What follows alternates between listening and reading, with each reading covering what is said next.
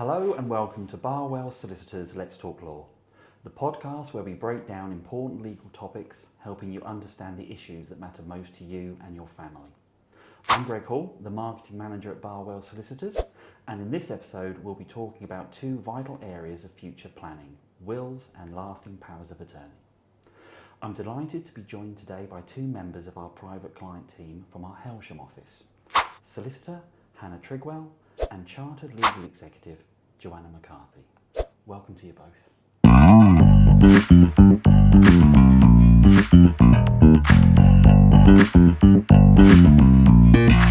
If you're ready, we'll jump straight in and we'll start with questions on lasting powers of attorney with you, Jo.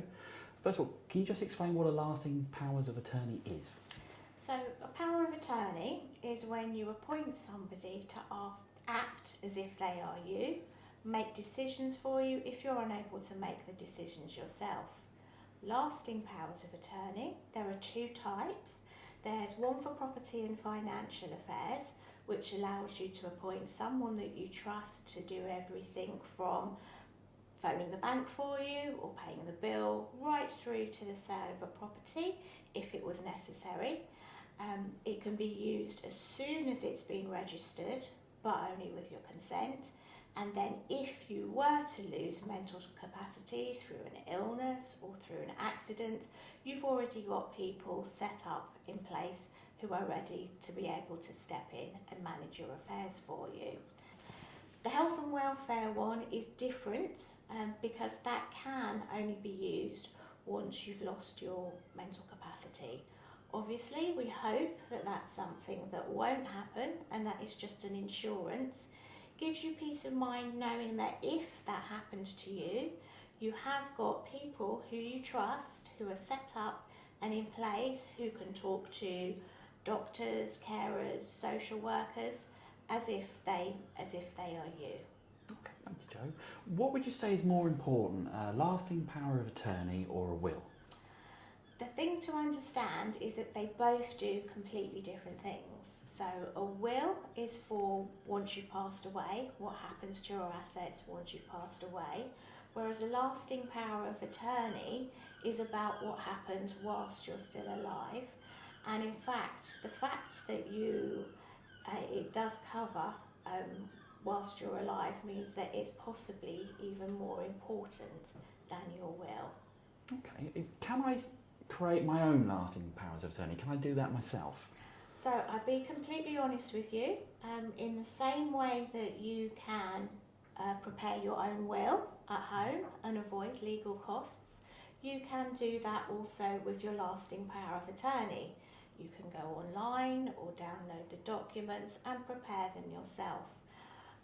As I've just said, it's a very important document and most people wouldn't consider preparing their will at home because it is such an important document. And as I've just said, lasting powers of attorney are even more important. And there is a benefit to getting professional advice. So for example, almost 1 in 10 applications to the Office of the Public Guardian last year for lasting powers of attorney actually were rejected just because errors had been made in the documents. So that's one thing that helps if you get somebody professional to do it for you. The other thing is in my experience, when people prepare their lasting powers of attorney themselves, they prepare the document for today and they don't look into the future. It's called a lasting power of attorney because you actually want it to last into the future. I very often have people come to me who have prepared a document themselves at home and they think that's fine, I've done my lasting power of attorney, that's it. And within 5 years, circumstances change and the lasting power of attorney is no good anymore. So then, because you can't actually add an attorney, they have to revoke the current power of attorney and then prepare a new one. So those really are the two main benefits of coming to see someone to get them drafted professionally. Thanks ever so much, Joanna. sharing your insights there. Really good, useful information. Hannah, if you're happy, we'll move on to you now so we can discuss wills.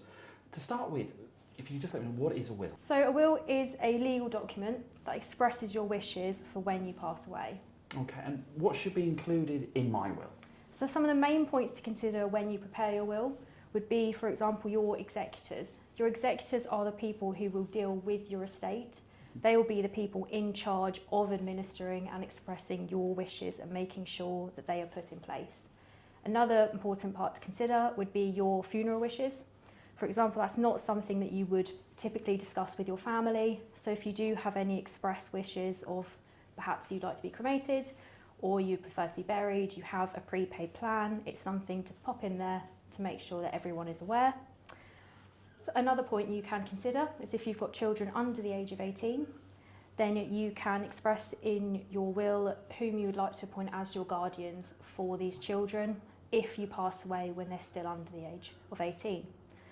Another point to consider is any particular personal items. If you have a very nice expensive watch that you'd like to give to a specific family member or a friend, you can again include that. And the main point to consider is, of course, where your estate should go. Friends, family, charities, who it would be to receive nearly everything that you have at the date you pass away. Okay, how do I go about making my will? You can prepare your will yourself, of course, if you wanted to. However, there are a lot of factors to consider. To ensure that a will is valid, it needs to be signed in accordance with the Wills Act 1837. So I won't bore you with the details, as we'll be here all day. However, if you do sign the will, it needs to make sure that it's in writing. It has to be signed by the testator, so the person who actually is making the will, and also witnessed by 2 or more witnesses. That's one of the benefits with coming to see a solicitor, is that we can of course facilitate all of those and make sure that it's definitely signed correctly. Right. Another point if of course you do come to see a solicitor to prepare your will, then we will meet with yourselves, discuss your wishes, give you detailed legal advice with regards to what you should include, points you should consider, and then of course we will facilitate the signing and prepare the document for you. Okay, now say I've got my will in place already and I'd like to make some changes to the will. How do I go about doing that? There's 2 sort of key ways you can do that. You can of course make an entirely new will.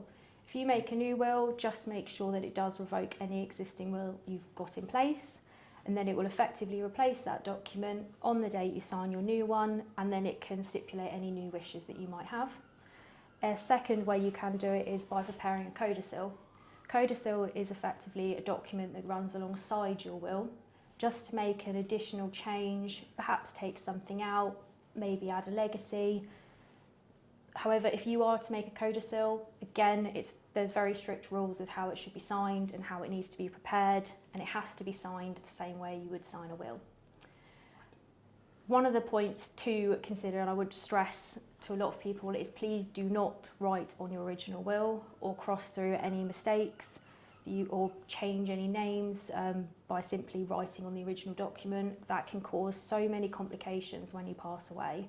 So the best thing to do is perhaps go see a legal professional to discuss the changes, and they'll be able to advise you if a codicil is the best option or perhaps making a new will is the best option. Well, thanks again, Hannah. Like with Joe, some really useful information there on wills. That brings us to the end of today's episode, Let's Talk Law. A huge thank you to Hannah Trigwell and Joanna McCarthy for joining me and sharing their insights into wills and lasting powers of attorney. If you found today's discussion helpful, please remember to like the video, subscribe to the channel and share it with anyone who you think may benefit. Your support really helps us to reach out to more people in our community. And if you'd like to learn more about Barwells Solicitors and any of the services that we offer, you can find all the information you need at our website. You can find us at barwells.com. Thank you again for watching, and we'll see you again soon for the next episode of Let's Talk Law.